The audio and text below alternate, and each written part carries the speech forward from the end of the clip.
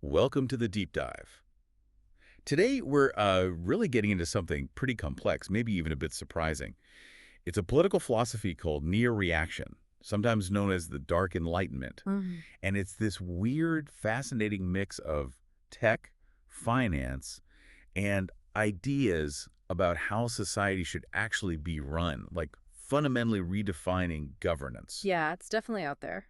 So our mission today is to unpack these theories, figure out where they came from, how they're actually showing up in the real world, and importantly, what it all might mean for, well, for you. And look, right at the center of this whole thing, you've got this guy, Curtis Yarvin. He used to write under the name Mencius Moldbug. Right, the mold bug pseudonym. Yeah. He's a software engineer, but he didn't just like write a blog post. He built this incredibly elaborate philosophy aimed at, well, getting rid of modern liberal democracy entirely. That's the core of it. And his starting point, his diagnosis of what's wrong, is this concept he calls the cathedral. The cathedral, okay. Yeah. He describes it as this unelected informal network, but hugely powerful. He says it's basically elite universities and the mainstream press. Journalism plus academia, as he puts it. Okay, so the universities and the media are the cathedral, and what does it do in his view? Its main job, according to Yarvin, is to constantly create and push this progressive state ideology. He calls it the synopsis, or just progressivism, and he argues it's delivered with almost religious intensity. So his big idea is that the people we elect aren't really in charge. It's this hidden network of academics and journalists pushing one specific viewpoint. That sounds a bit conspiratorial. Or is it more of a systemic critique for him, this matrix-like system he talks about? It's framed as a systemic diagnosis, yeah. Hmm. And within that, he talks about the Brahmin class. Brahmins, like the caste. He uses the term, yes. Yeah. For him, it's this educated cultural elite that he claims runs American society and actively sets down ideas it doesn't like, what he calls inconvenient truths. Okay, and let's clarify one of those inconvenient truths he mentions, human biodiversity. The source material calls this pseudoscientific. What's that about in his context? Right, it's important background. In his philosophy, this term often encompasses ideas linked to scientific racism, beliefs about inherent IQ differences between different racial groups. It's sort of an underlying assumption in some of his arguments. Okay, good. Quite a diagnosis. And you said it's not just on obscure websites anymore. He was on Tucker Carlson. Yeah, exactly. In 2021, he was on Tucker Carlson Today on Fox News. He actually used the U.S. withdrawal from Afghanistan as like a case study to explain the cathedral idea to a huge audience. That really marked a shift, from the internet fringe more towards mainstream conservative critiques. Wow. Okay, so if that's the problem, according to Yarvin, this cathedral running everything, what's his fix? How do you solve that? Well, he doesn't propose reforms or anything like that. He wants a total system overhaul, a hard reset, he calls it. A hard reset, like Alt-Delete on the government. Pretty much. And his alternative rests on two main ideas: formalism and neocameralism. Formalism is like the guiding principle. It's anti-ideology, all about efficient political engineering. The goal is just order, avoiding violence. Good is order, basically. Very focused on just making things work dispassionately. Okay, formalism is the philosophy, but then neocameralism. That sounds corporate. Is he serious? The country as a company? Oh, completely serious. Neocameralism is the structure. He proposes restructuring the entire U.S. state into a for-profit entity, a sovereign corporation. He calls it a SovCorp or GovCorp. A GovCorp. Yep. And it would be run by one person, a single unelected CEO monarch, unremovable, with absolute authority. Absolute authority, wow. And all the decisions. They'd be based purely on the long-term financial health and profitability of the state, just like a CEO answers to shareholders. So he actually calls himself a royalist or restorationist. He sees this as going back to absolute monarchy because it's stable. Exactly. He thinks monarchy is an extremely stable political form. Okay, this is where my head starts spinning. If the country is a corporation, what are the citizens, customers? Yeah. And this whole voting with your feet thing, how does that actually work? It completely changes the definition of citizenship, doesn't it? Yarvin imagines the world as a patchwork. Thousands of these little neocameralist city-states, all competing for residents, like businesses compete for customers. Like Singapore or Dubai, maybe? He mentions those. He points to them as sort of existing prototypes, yeah.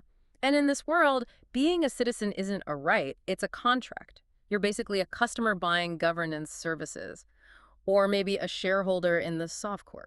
So freedom isn't about having a say, it's just about leaving if you don't like the service. That's the idea. Vote with your feet. If you're unhappy with your GovCorp, you pack up and move to another one. Governance itself works like a joint stock company.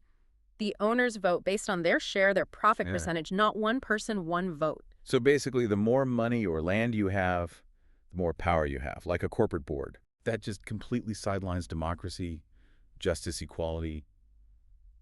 It's all about efficiency and profit. That's incredibly radical. Yeah. How did these ideas, starting out where they did, find such a receptive audience, especially in Silicon Valley? Well, Silicon Valley turned out to be really fertile ground. You had this existing mix of, strong libertarian leanings and this belief in technology solving everything, techno-utopianism.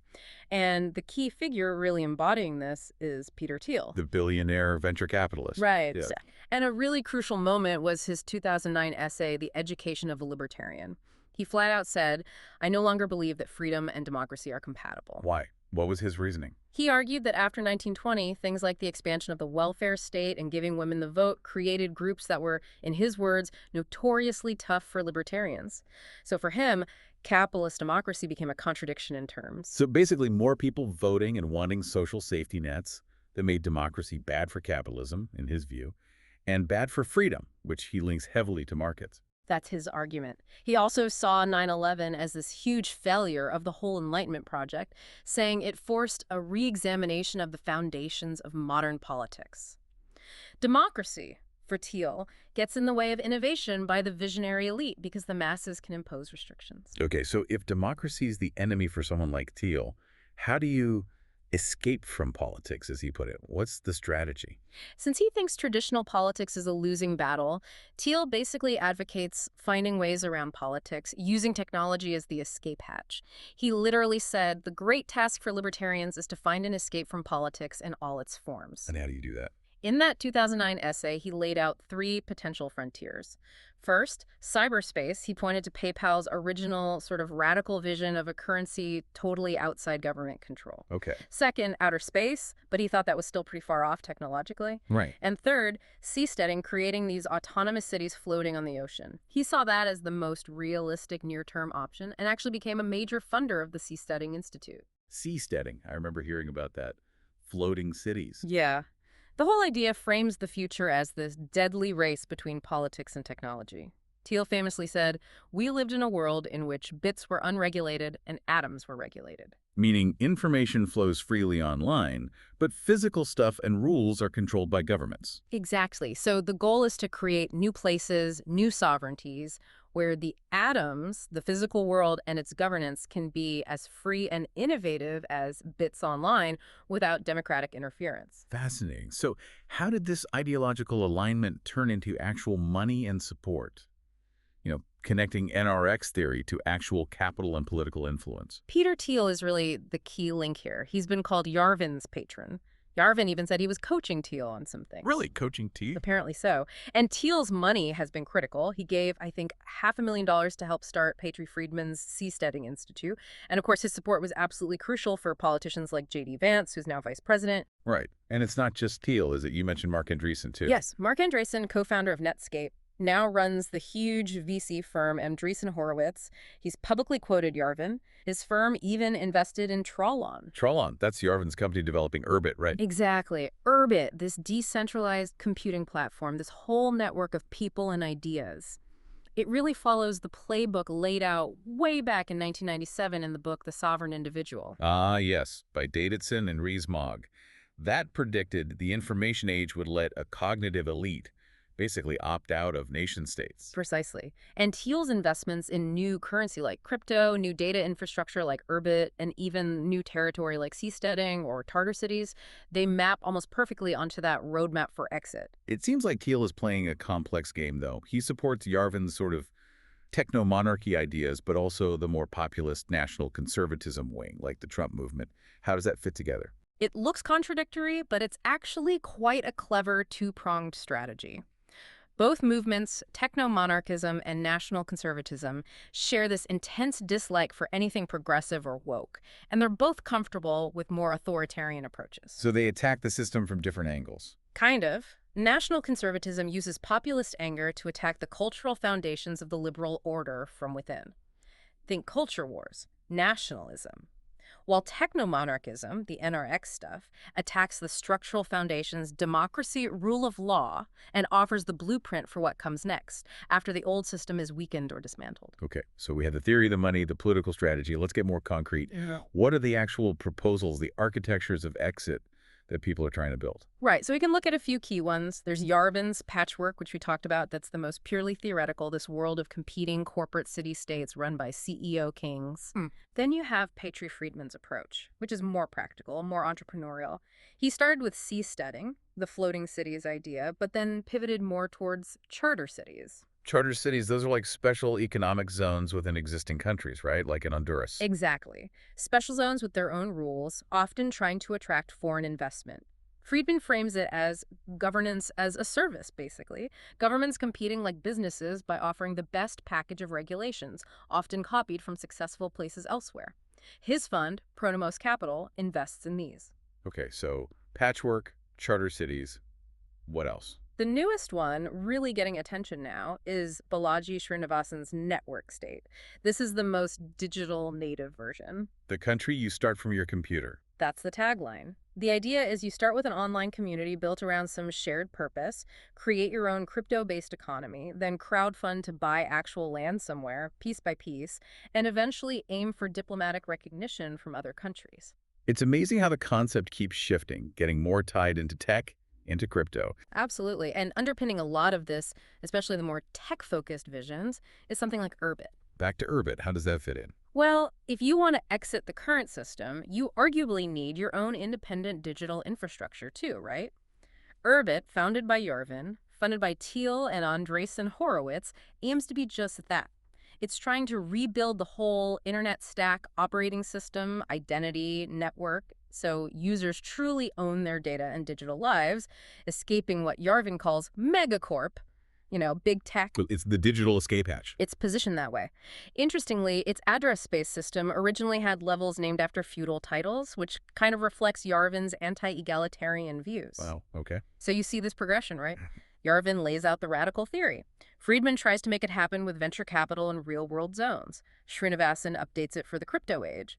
But the core idea unifying all of them is prioritizing exit over voice. Exit over voice, Hirschman's concept, meaning you leave instead of trying to change things from within.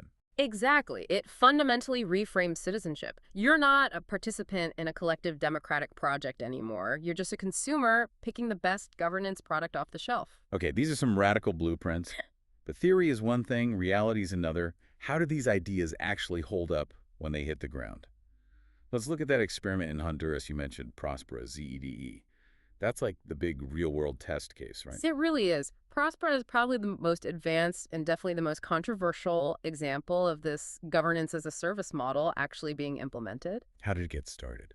It was set up under a 2013 Honduran law for ZEE zones for employment and economic development. The model was inspired by economist Paul Romer's charter city ideas. Officially, the goal was economic growth, attracting investment, relieving poverty. And it did attract big names. Thiel and Andreessen were investors. But it was controversial from the start. Oh, yeah. Critics immediately called it things like a libertarian island dream or even a neo-colonial project. So how is it actually governed? Is it democratic? Not in any traditional sense. It's run by a council of 9 people. But the company promoting it, Honduras Próspera Inc., which is based in the U.S., gets to appoint 4 of those members. And because major decisions need a 2/3 vote, they effectively have a veto. Plus, voting rights for residents, they're tied to how much land you own. It's pure plutocracy. So more land, more votes. Exactly. And it has its own private legal system based on U.S. common law. Disputes go to a private arbitration center, the PAC, staffed by former U.S. judges. Anyone who lives there or even visits has to sign an agreement of coexistence. The social contract is literally a contract you sign. Okay, so what happens when you drop this kind of radical experiment into a real country with its own politics? Well, conflict, big conflict. On the ground, locals accuse Próspera of messing with the water supply for the nearby village, Crawfish Rock. But the huge challenge came from the Honduran government itself. What? In 2022, Honduras elected a new left-wing president, Xiomara Castro. Her government repealed the ZEDE law that allowed Próspera to exist. Then the Honduran Supreme Court ruled the whole ZEDE framework unconstitutional. Castro's government even called Próspera an enemy of the people. Wow. So how did Próspera, the company, react to that? They didn't just pack up, they used the provisions in an international trade deal, Cathedral, to sue the entire country of Honduras. Sue the country. For how much? For nearly $11 billion. $10.775 billion, to be precise. 10 billion. How much is that for Honduras? It's massive. It's roughly 1/3 of the entire country's annual GDP. That case is still ongoing at an international tribunal in Washington, D.C. That's incredible. Using trade law to sue a country for changing its own laws. It gets even more pointed. Paul Romer, the economist whose ideas kind of inspired charter cities, he completely disowned Próspera. He called it a libertarian fantasy that they could just ignore the host government. So what does this Próspera case tell us overall? It really shows that sovereignty isn't just a product you can buy or sell or create with a contract. It's deeply political. And the way the model relies on these powerful international legal tools to pressure a relatively poor country. Well, it has this distinctly neocolonial character, as the source material puts it. Governance as a service starts to look like a bit of a misnomer when the service provider holds all the power and can sue the customer, the host country, for billions. The citizen becomes more like a tenant ruled by a corporate landlord. It's pretty stunning how these ideas, which started with Yarvin Online, haven't just stayed theoretical or in niche experiments like Próspera. They seem to be filtering into actual U.S. politics now. Yeah, the influence is becoming much more visible. You can trace this pathway, sometimes called the Yarvin-Thiel-Vance nexus. Okay, break that down. So Peter Thiel, who we know was Yarvin's patron or at least collaborator, he was absolutely key in getting J.D. Vance elected, gave him $15 million, persuaded Trump to endorse him, and Vance is now vice president. And Vance has acknowledged Yarvin's influence. Openly. He cited Yarvin. And Vance has talked about wanting a potential second Trump administration to basically gut the federal bureaucracy, fire every single mid-level bureaucrat, replace them with our people. That's almost word for word Yarvin's proposal. Yarvin himself even told Politico that Vance is perfect to carry out his ideas. Didn't Yarvin have some acronym for this plan back in 2012? Something like RAGE. That's the one. RAGE. Retire all government employees. Okay, so how does RAGE connect to what actually happened? Well, look at the Department of Government Efficiency, DOGE, set up after Trump's 2025 inauguration. The parallels to Yarvin's ideas are really striking. DOGE. Right, run by Elon Musk. Exactly. You have Trump as the chairman, Musk as the CEO dictator running DOGE. That structure mirrors Yarvin's soft corp model. Then there's a government purge. DOGE initiated these huge buyouts, chaotic layoffs targeting tens of thousands of federal workers. The stated goal was explicitly to dismantle American government from the inside and convert it from democracy to autocracy. That's very Yarvin. And what about Yarvin's Cathedral idea, controlling the media and universities? Any parallels there? Well, Yarvin definitely called for seizing control of the cathedral, and you saw the Trump administration implementing new press policies, giving preferential treatment to friendly, often far-right outlets. Some advisors within DOGE openly called Yarvin an intellectual beacon.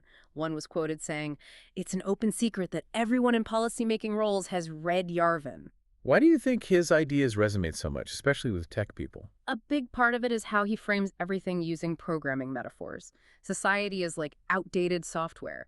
The government needs to be uninstalled and replaced with efficient code. It makes this really radical authoritarian project sound like just a neutral technical fix, like upgrading your operating system. So it masks the ideology with tech jargon. Pretty much. And this creates this weird, maybe unstable, but definitely effective political alliance. You have NRX's hardcore elitism.